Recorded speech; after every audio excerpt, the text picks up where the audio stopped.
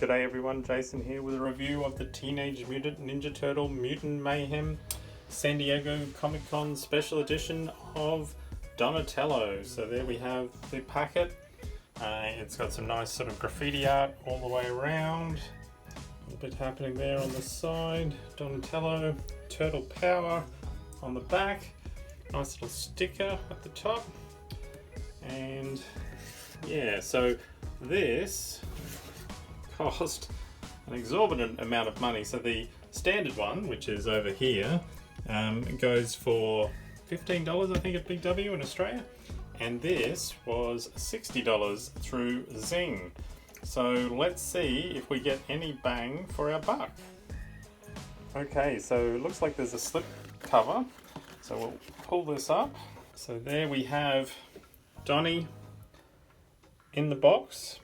So it's the same Donnie, it just has a little bit more paint, a little bit of sort of comic sketchiness to it, little scratches and comic lines and little black shading. That's about the only difference, I think.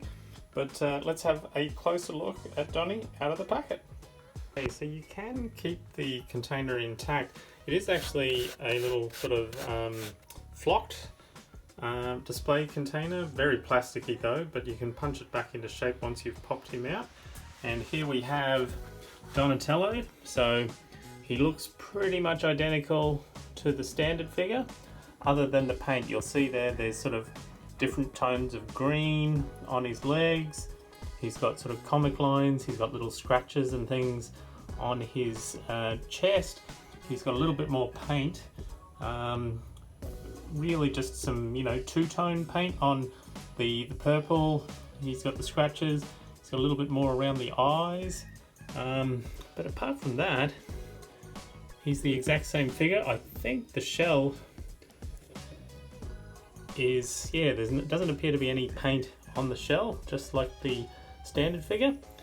He does come with both the glasses and also the headphones. The headphones are actually on him, unlike the standard version. But let's have a quick look at them side by side and just see what the differences are. Okay, so here we have the two Donnies. On the left is the San Diego exclusive one, $60 worth. On the right, the Big W bog standard version, $15. Really, I mean, you could probably have put the extras on with a Nico pen, a Sharpie, and like as I said, it's really just, this one's a little bit more plain Jane, but they've both got the same sort of accessories. Admittedly, the standard one comes with some additional things. It also comes with a little mini turtle and a weapon sprue with some additional unpainted weapons. So you do get those with the cheaper one in lieu of the paint. But look, even the bow staff, all it has is some extra lines around the middle, but no even, at least I thought they would have painted it so that the hand wrap would be different to the actual bow staff, but no, it's pretty much identical to this. So yeah, really it's just the wash of paint so that he's a darker sort of green. He has a bit of more of the musculature sort of coming out with that wash, and then the more pronounced comic lines and comic scratches and black lines on him. So is it worth almost 3 times the price of the standard one? I don't think so, no. But anyway, it just means that I have 2 more Donatellos for my collection. Okay, so articulation wise, I'll show you on the standard one. It's exactly the same on both of them. As I said, apart from the paint wash, there's no real difference in the two figures, but the head does move. It's very tight. He doesn't really look up and look down too much, especially when he's got the headphones on, but I think that's a better look to have the headphones around the neck. He has the glasses which do pop off. You can pull them out at the sides and you can have him without the glasses, but I think you really need to have those glasses on I think that's a great addition to Donnie. He does have the bum bag around the shell. It's sort of strapped on and it has the little phone sticking out of it. You can see his little Donatello belt behind there, and there is for some reason, a little silver strip that has been painted compared to everything else, which is pretty ordinary.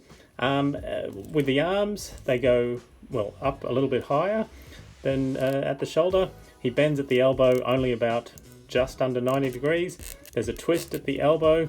There's a twist at the wrist. No actual hinge at the wrist, just the twist only. So the articulation is very limited, but again, this is the kid's sort of range. The legs, he can kick up. He can bend at the knee, again about 90. He's got a twist at the ankle, but no ankle rocker. And I think there is a twist at the knee as well, under that knee pad.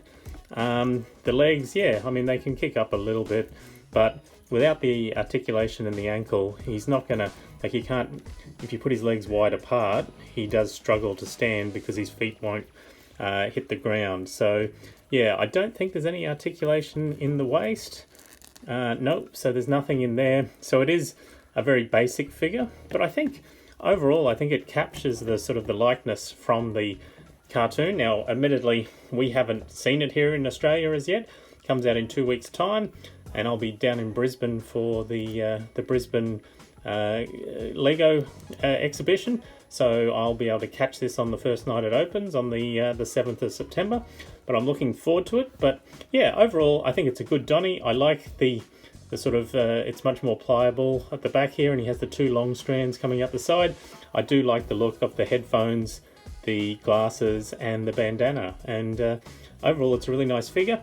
And I don't think, I mean, really, all this adds is some extra wash, some extra paint, some extra lines on it. It does look more so like the cartoon, but is it worth the extra money? Even the box, you know, it's a nice picture, but and no doubt I'll probably keep it or put it on display. But ultimately, I think if money's an option, the bog standard one from Big W is probably just as good as the special edition Comic-Con version of Donatello. So that's my review.